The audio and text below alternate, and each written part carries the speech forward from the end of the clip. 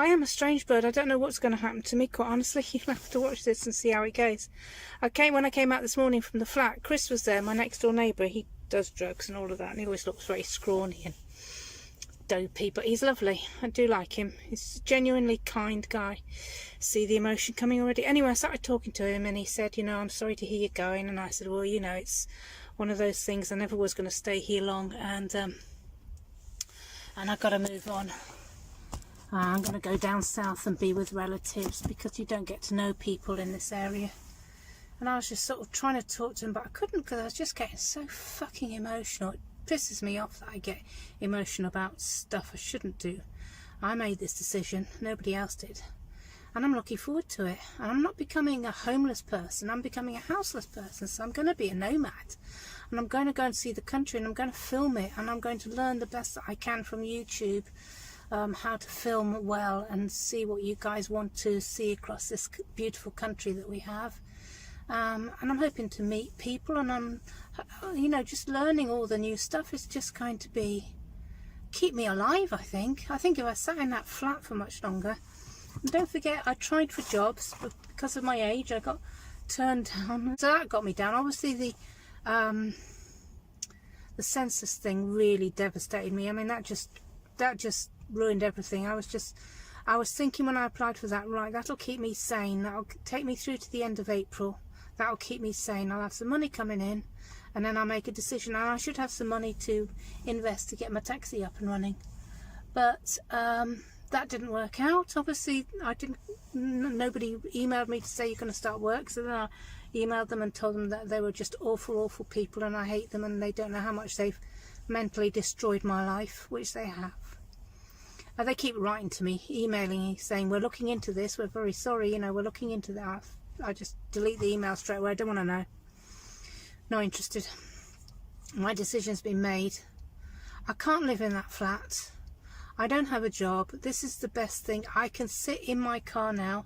I can go on my computer. I've got all these job ideas. I love walking. I've got all sorts of ideas, which I'll talk to you about once I'm a nomad on the road. I've got to learn how to do that first. But yeah, it's even if it's for a year, I don't even know if I'll get through that in the freezing cold weather. I'm hoping that I'll earn enough money so that in the freezing cold weather I can go and do things like go and stay in an independent hostel overnight and things like that when it's very, very cold. We'll have to see. I've chosen now because now is the time to do it while the good weather's here, or it's not freezing cold anyway. So I can deal with the situation, and as it gets colder I'll have learnt stuff as a nomad, you know, about sleeping, where to sleep, where to buy, where to shop, how to charge me thingies, you know, how to be stealth and all of that. I'll have learnt that by the time October comes. Wow, nearly got hit there, buddy. So I should be able to know how to deal with the winter, and if it means getting a heater in the car, which I found is a very difficult thing to do, finding a decent heater. And then, you know, you've got to think about the electrics then again, because everything is about electrically getting stuff. Things like, I want an iron for my trousers because they really crease this morning. I'm thinking, oh, I won't get one because it just uses up electricity, which I barely have for my phones, and I think my modem probably is too small, but I'm hoping my inverter will keep that from going wrong. So guys, as I set off to go and pick up from the shop in Frodsham, Helsby, wherever, Tesco's, here's a couple of things, right? It's about becoming a nomad. The thing about becoming a nomad is you do give an awful lot of stuff away.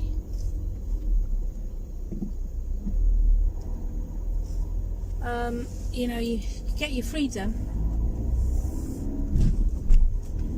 Get your freedom, but you lose all your worldly goods, really, and you lose being able to do what you like in your home. So you lose being able to get up late, potter around in the kitchen, watch whatever you want on the telly, just curl up on the sofa, nip out when you want to. All depends why you want to become a nomad. For me, it's because I've lived in so many places and I've been judged by so many people, and I excuse my emotion, and I have got fed up with it all, because I'm a good person, I'm a hard-working person, and I've got a lot to give. So I'm hoping that I can do all of that when I'm out there on the road.